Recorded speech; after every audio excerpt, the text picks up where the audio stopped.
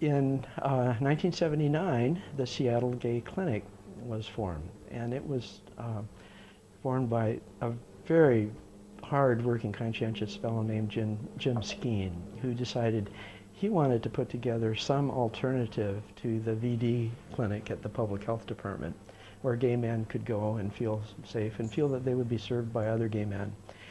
And he kind of, in a hard scrabble way, cobbled together an all-volunteer clinic, got the use of facilities at Country Doctor Community Health Clinic on Capitol Hill, where he set up a clinic on Wednesdays and Saturdays, and I learned about it and decided I wanted to get involved, so I became involved first as a volunteer, screener, we called it. That's a paraprofessional role where those of us who didn't have medical training were trained to do VD exams, to do gonorrhea testing, and to work with physicians and volunteer physicians and nurses who also served the gay men who came to the clinic. And I felt this was the right place for me to be.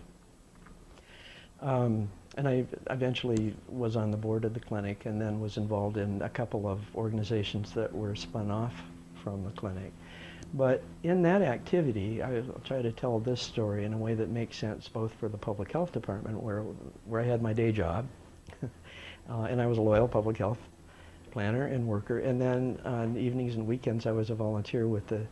gay clinic. And there was some tension in the beginning between the public health department and the gay clinic,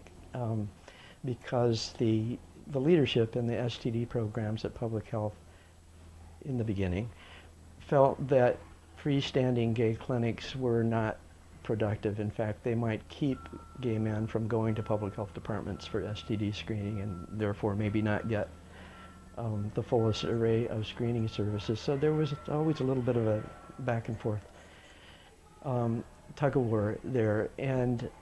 again, this is before AIDS came on the scene, or at least before we knew it was on the scene. It was actually happening, but we didn't quite know it